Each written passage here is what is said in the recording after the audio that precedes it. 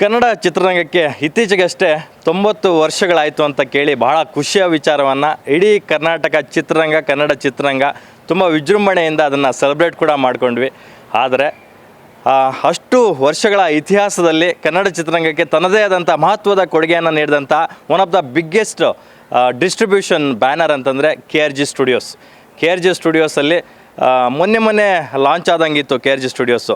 Operation Alamelamma cinema ಮೂಲಕ launch ಆದಂತಹ KRG studios ಬರೋಬ್ಬರಿ 125ಕ್ಕೂ ಅಧಿಕ ಸಿನಿಮಾಗಳನ್ನು ಡಿಸ್ಟ್ರಿಬ್ಯೂಟ್ ಮಾಡಿದೆ ಅಂತಂದರೆ ವಾವ್ ಅನಿಸುತ್ತೆ.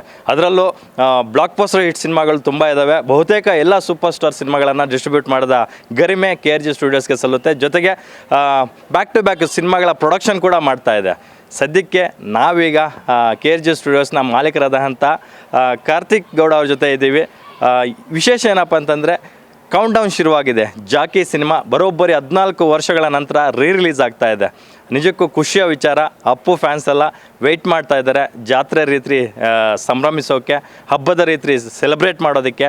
ಸೊ ಆ ಸಿನಿಮಾ ಎಷ್ಟು ಥಿಯೇಟ್ರ್ಗಳಲ್ಲಿ ರಿಲೀಸ್ ಆಗುತ್ತೆ, ಸೊ ಸೆಲೆಬ್ರೇಷನ್ ಹೇಗಿರುತ್ತೆ, ರಿಲೀಸ್ ಮಾಡೋದಕ್ಕೆ ಮೇಯ್ನ್ ರೀಸನ್ ಏನು ಅನ್ನೋದನ್ನು ಕಾರ್ತಿಕ್ ಗೌಡ ಅವ್ರನ್ನೇ ಕೇಳೋಣ. Sir, congratulations. ಭಾಳ ಖುಷಿಯಾಗುತ್ತೆ. ಆಫ್ಟರ್ ಲಾಂಗ್ ಟೈಮ್ ಅಪ್ಪು ಅವರ ಸಿನಿಮಾನ ನೀವು ಮತ್ತೆ ರಿಲೀಸ್ ಮಾಡ್ತಾ ಇದ್ದೀರಾ. If I am not wrong, ಯುವರತ್ನೂ ನೀವೇ ರಿಲೀಸ್ ಮಾಡಿಕೊಟ್ಟಿದ್ರಿ, ಗಂಧದ ಗುಡಿನೂ ನೀವೇ ರಿಲೀಸ್ ಮಾಡಿಕೊಟ್ಟಿದ್ರಿ.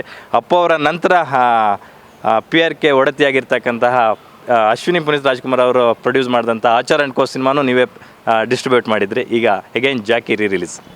ಅದೇ ಸರ್, ಅವ್ರ ಜೊತೆ ಒಂದು ಒಡನಾಟ ತುಂಬ ಚೆನ್ನಾಗಿತ್ತು. ಸೊ ಅವರು ಮತ್ತೆ ನಮಗೆ ಬಂದು ಕೊಡ್ತಿರೋದು ನಾವು ಅವ್ರಿಗೆ ತುಂಬ ಚೆನ್ನಾಗಿ ಮಾಡಿದ್ದೀವಿ ಅಂತ ಅನ್ನೋಕ್ಕೆ ಅವರು ಮತ್ತೆ ನಮ್ಮ ಹತ್ರ ಕೊಟ್ಟಿದ್ದಾರೆ. ಆ ಬಾಂಧವ್ಯ, ಆ ಸಂಬಂಧ ಹಾಗೇ ಇರಲಿ ಅಂತ ಅನ್ನೋದು ನಮಗೆ. ಆಮೇಲೆ ಜಾಕಿ ಮಾಡೋದಲ್ವ, ನಾವು ತುಂಬ ಎಂಜಾಯ್ ಮಾಡಿದ ಪಿಕ್ಚರ್. ನಾನು ಆ ಟೈಮಲ್ಲಿ 5 ಸತಿ ಥಿಯೇಟ್ರಲ್ಲಿ ನೋಡಿದ ಪಿಕ್ಚರ್. ಸೊ ಅದನ್ನು ನಾವು ರಿಲೀಸ್ ಮಾಡ್ತಾಯಿದ್ದೀವಿ ಅನ್ನೋದು ತುಂಬ ಖುಷಿ. ಆಮೇಲೆ ನನಗೇನು ಅಂತಂದರೆ ನಾಗರಾವ್ ರಿಲೀಸ್ ಮಾಡಿದ್ವಿ 2018 ಆದಮೇಲೆ ಮತ್ತೆ ಇದನ್ನು ರಿಲೀಸ್ ಮಾಡ್ತಾ ಇರೋದು. 2 ದಿಗ್ಗಜರ ಕನ್ನಡ ಚಿತ್ರರಂಗದ ಪಿಕ್ಚರ್ ರಿಲೀಸ್ ಮಾಡ್ತಿರೋದು KRG ಸ್ಟುಡಿಯೋಸ್ ಒಂದು ಹೆಮ್ಮೆ sir. It's always B A feather. Super sir. Puneeth Rajkumar ಅವರು ಅಪ್ಪು ಅಂದಾಗ ನಮಗೆ ಅದೊಂದು ಪ್ರಮೋಷನ್ ಅನ್ನೋದಕ್ಕಿಂತ ಹೆಚ್ಚಾಗಿ ಎಮೋಷ್ನಲಿ ಪ್ರತಿಯೊಬ್ಬರಿಗೂ ಕನೆಕ್ಟ್ ಆಗುತ್ತೆ. ಸೊ ಅಪ್ಪು ಅವರು ಎಮೋಷ್ನಲಿ ನಿಮ್ಗೆ ಎಷ್ಟು ಕನೆಕ್ಟ್ ಆಗ್ತಾರೆ ಸರ್? ನಿಮ್ಮ ಜೊತೆ ಇಂಥ ಒಡನಾಟ ಇತ್ತು, ಬಾಂಧವ್ಯ ಇತ್ತು ಅಂತಕ್ಕಂಥದ್ದು? ಅವರು ಹೆಂಗೆ ಅಂದರೆ ಒಂಥರ ಗೈಡು. ಬರೀ ಸಿನಿಮಾ ಅಲ್ಲದೆ ಸಿನಿಮಾ ಬಿಟ್ಟು ಬೇರೆದ್ರಲ್ಲೂ ಹೇಗೆ ನಡೆಸ್ಬೇಕು, ನೀವು ಫೈನಾನ್ಷಿಯಲಿ ಏನೇನು ಎಲ್ಲೆಲ್ಲಿ ಇನ್ವೆಸ್ಟ್ಮೆಂಟ್ ಮಾಡ್ಬೋದು, ಯಾರ ಜೊತೆ ಹೇಗೆ ನಡ್ಕೊಳ್ಬೇಕು. ಬಿಕಾಸ್ ಅವ್ರು ತುಂಬ ಎಕ್ಸ್ಪೋಜರ್ ಇತ್ತು. ಅವ್ರು ತುಂಬ ಟ್ರಾವೆಲ್ ಮಾಡ್ತಿದ್ರು. Every year use to travel ಅಲ್ಲ ಆಟ. ಆಮೇಲೆ ಎಲ್ಲ ಥರದ ಜನ ನೋಡ್ತಿದ್ರು. ಆದರೆ ಅದನ್ನೆಲ್ಲ ನಮಗೆಲ್ಲ ಬಂದು ಹಂಚೋರು. ಈ ಥರ ಇರಿ, ಈ ಥರ ಇರಿ, ಈ ಥರ ಇರಬೇಕಾಗುತ್ತೆ. ನಾವು ಎಲ್ಲ ಏನಾದರೂ ಇದ್ದಿದ್ರೆ ಸಜೆಷನ್ನು, ಅಡ್ವೈಸ್ಗೆ ಅವರೇ ಕೇಳ್ತಿದ್ವಿ ಯಾವುದೇ ವಿಷಯದಲ್ಲಿ. ಅವ್ರಿಗೆ ಗೊತ್ತಿದ್ದರೆ ಹೇಳೋರು, ಗೊತ್ತಿಲ್ಲ ಅಂದರೆ ಬೇರೆಯವ್ರ ಹತ್ರ ತಿಳ್ಕೊಂಡು ನಮಗೆ ಹೇಳೋರು. ಸೊ ಈಸ್ ಆಲ್ವೇಸ್ ಅದೊಂದು ನಾವು we use to look up to him. That is ಅದು ಎಮೋಷನ್. ಏನೇ ಆದರೂ ಅವ್ರಿಗೊಂದು ತಿಳಿಸ್ಬೇಕು, ಒಳ್ಳೆಯದಾದ್ರೂ ತಿಳಿಸ್ಬೇಕು, ಏನಾದರೂ ಸರಿಯಾಗಿ ಬರಲಿಲ್ಲ ಅಂದ್ರೂ ಅವ್ರಿಗೆ ತಿಳಿಸ್ಬೇಕು. ಆ ಮೋಟಿವೇಶನ್ ಕೊಡ್ತಾರೆ ಆ ಟೈಮಲ್ಲಿ ಮತ್ತೆ ಬೌನ್ಸ್ ಬ್ಯಾಕ್ ಆಗೋಕ್ಕೆ. So he was everything for us.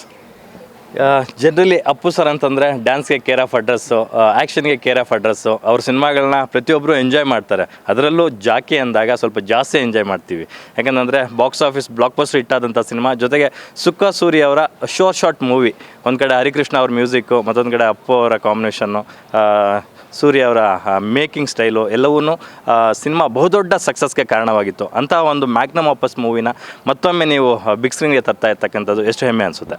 ತುಂಬ ಹೆಮ್ಮೆ ಆಗುತ್ತೆ ಸರ್. ಆ ಪಿಕ್ಚರ್ ನಾನು ಆವಾಗಲೇ ಹೇಳ್ದಂಗೆ 5 ಸತಿ ಅವಾಗ ಥಿಯೇಟ್ರಲ್ಲಿ ನೋಡಿದ್ದು. ಇವತ್ತು ರೆಸ್ಪಾನ್ಸ್ ನೋಡಿದ್ರೆ ಬುಕ್ಕಿಂಗಲ್ಲಾಗಲಿ, ನಾವು ಒಂದು 100 ಥಿಯೇಟರ್ಸ್ ರಿಲೀಸ್ ಮಾಡೋಣ ಅಂದ್ಕೊಂಡಿದ್ದೀವಿ, 200 ಆಗಿದೆ.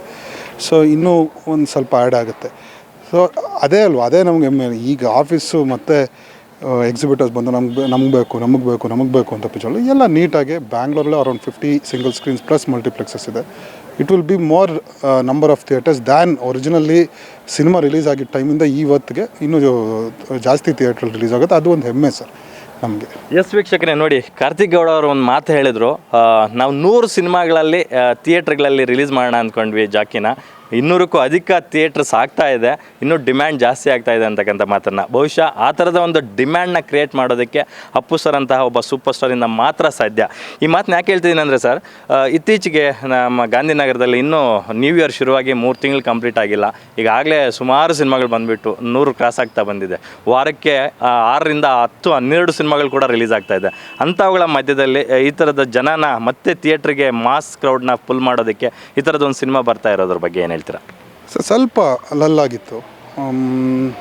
ಜನ ಥಿಯೇಟ್ರಿಗೆ ಬರ್ತಾಯಿಲ್ಲ ಅಂತ ನಾನು ಜನರಿಗೇನು ಬ್ಲೇಮ್ ಮಾಡಲ್ಲ. ತುಂಬ ಆಪ್ಷನ್ಸ್ ಇತ್ತು, ಅಥವಾ ಎಲ್ಲೋ ಒಂದು ಕಡೆ ಯಾವುದೋ ಒಂದು ರೀತಿಲಿ ಫೇಲ್ ಆದ್ವಿ. ಬಟ್ ವಿನಯ್ ಅವ್ರದ್ದು ಒಂದು ಸರಳ ಪ್ರೇಮ ಕಥೆಗೆ ಜನ ಬಂದರು. ಈಗ ಬ್ಲಿಂಕ್ ಅನ್ನೋ ಸಿನಿಮಾ ತುಂಬ ಒಳ್ಳೆ ರಿವ್ಯೂಸ್ ಇದೆ.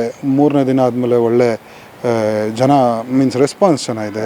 ಶಾಕಾಹಾರಿ ನಾವೇ ಮಾಡಿದ್ದು ಅದು ಸ್ವಲ್ಪ ಚೆನ್ನಾಗಾಯಿತು, ಜನ ಬರ್ತಿದ್ದಾರೆ. ಸೊ ಇದಾಗ್ತಾರೆ. ಬಟ್ ನಾ ಏನಂತಂದ್ರೆ, ಜನಕ್ಕೆ ನೀವು ಕೇಳಿದ ತಕ್ಷಣ ಈಗೇನಂದರೆ ಶೆಲ್ಫ್ ಲೈಫ್ ಕಮ್ಮಿ ಪಿಕ್ಚರ್ಗೆ ಥಿಯೇಟ್ರಲ್ಲಿ. ಸೊ ಒಳ್ಳೆ ರೆಸ್ಪಾನ್ಸ್ ಕೇಳಿದ ತಕ್ಷಣ ದಯವಿಟ್ಟು ಬಂದು ಥಿಯೇಟ್ರಲ್ಲಿ ನೋಡಿ ಅನ್ನೋದು. ಆಮೇಲೆ ಈ ಮಧ್ಯದಲ್ಲಿ ಈ 14 ವರ್ಷದ ಹಳೆ ಪಿಕ್ಚರ್ಗೆ ಈ ಥರ ರೆಸ್ಪಾನ್ಸ್ ಇದೆಯಲ್ವಾ, ಅದು ನೋಡಿ ಸಿಕ್ಕಾಪಟ್ಟೆ ಖುಷಿ. ಹಾಗೆ ಈಗ ಇದಾದಮೇಲೆ ಫಾಲೋ ಮಾಡ್ತಿರೋ ಪಿಕ್ಚರ್ಗಳಿಗೆ ಒಂದು ಚೂರು ರಿವ್ಯೂ ಚೆನ್ನಾಗಿ ಬಂದ್ರು ಇಟ್ಸ್ ಆಲ್ವೇಸ್ ಅಲ್ಲ, ಸ್ಟೆಪ್ ಬೈ ಸ್ಟೆಪ್. ಈಗ ಶಾಕಾಹಾರಿ ಒಳ್ಳೆ ರಿವ್ಯೂ ಬಂತು, ಒಂದು ಸ್ವಲ್ಪ ಜನ ಬಂದರು. ಅದಾದಮೇಲೆ ಬ್ಲಿಂಕ್ ಬಂತು, ಅದಕ್ಕೆ ಒಂಚೂರು ಹೆಲ್ಪ್ ಆಗುತ್ತೆ. ಬ್ಲಿಂಕು ಶಾಕಾಹಾರಿದ ಸಿನಿಮಾ ನೆಕ್ಸ್ಟ್ ಯಾವುದು ಒಳ್ಳೆ ಕಂಟೆಂಟ್ ಬರುತ್ತಲ್ವ, ಅದಕ್ಕೆ ಹೆಲ್ಪ್ ಆಗುತ್ತೆ. So it's always like people will want to see. ಒಂದು ಕಡೆ ಅಟ್ರಾಕ್ಟ್ ಆದ ತಕ್ಷಣ ಅದರಲ್ಲಿ ಇನ್ನೊಂದು ಬಂತು ಅಂದರೆ ತೊಗೊಳಕ್ಕೆ ಹೋಗ್ತಾರೆ, ಆ ಥರ ಸರ್. Super sir. ಇನ್ನು ಈ ಸಿನಿಮಾನ ರಿಲೀಸ್ ಮಾಡಬೇಕು ಅನ್ನೋ ಥಾಟು ಯಾರಿಗೆ ಹುಟ್ಟಿತು ಅಂತ? ಯಾಕಂದರೆ ಅಶ್ವಿನಿ ಮೇಡಮ್ ಅವರು ಕೂಡ ನಿಮಗೆ ಸಾಥ್ ಕೊಡ್ತಾ ಇದ್ದಾರೆ. ಸೊ ಇಬ್ಬರು ಕೊಲಾಬ್ರೇಷನಲ್ಲಿ ರಿಲೀಸ್ ಮಾಡ್ತಾ ಇದ್ದೀರಾ. ಈ ಥಾಟ್ ನಿಮಗೆ ಬಂತ, ಫಸ್ಟ್ ಮೇಡಮ್ ಅವ್ರಿಗೆ ಬಂತ, ಹೇಗೆ ಅಂತ? ಇಲ್ಲ, ಅಶ್ವಿನಿ ಯಾಕಂದೆ ಥಾಟು. ಅವ್ರಿಗೆ ಜಾಕಿ ತುಂಬ ಇಷ್ಟವಾದಿತ್ತು ಪಿಕ್ಚರು. ಸೊ ಅವ್ರು ಅದನ್ನು ರಿಲೀಸ್ ಮಾಡಬೇಕು ಅಂತ ಇತ್ತು.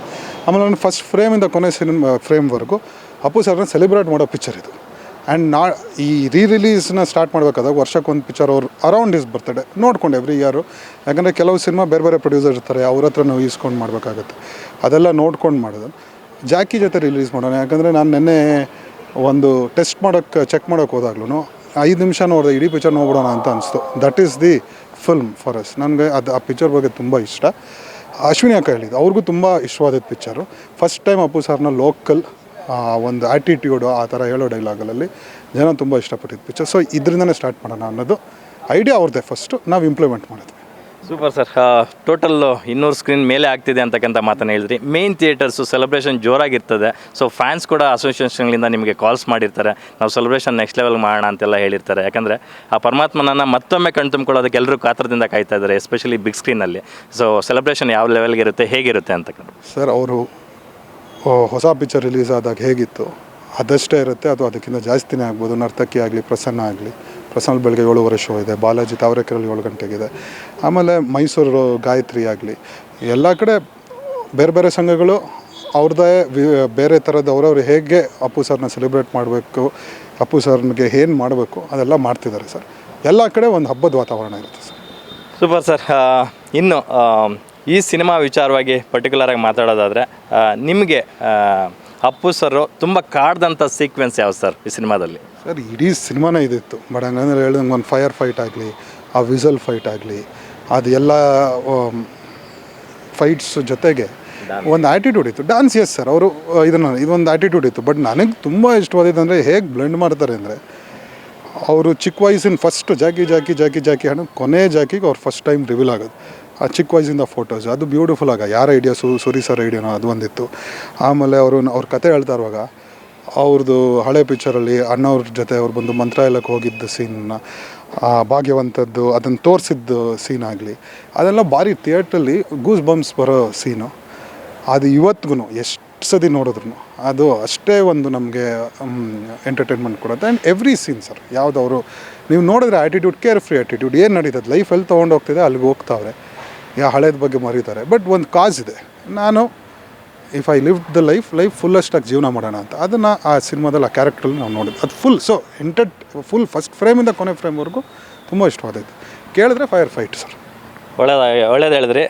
ಕೊನೆಯದಾಗ ಒಂದು ಪ್ರಶ್ನೆ ಕೇಳೋದಾದರೆ, KRG ಸ್ಟುಡಿಯೋಸ್ ಅಂತಕ್ಕಂಥದ್ದು ಒಂದು ನೇಮ್ ಅಲ್ಲ, ಈಗ ಇಟ್ಸ್ ಅ ಬ್ರ್ಯಾಂಡ್. 106 ಸಿನಿಮಾಗಳನ್ನ ಡಿಸ್ಟ್ರಿಬ್ಯೂಟ್ ಮಾಡಿದೆ, ಬ್ಯಾಕ್ ಟು ಬ್ಯಾಕ್ ಸಿನಿಮಾಗಳನ್ನ ಪ್ರೊಡ್ಯೂಸ್ ಕೂಡ ಮಾಡ್ತಾ ಇದೆ.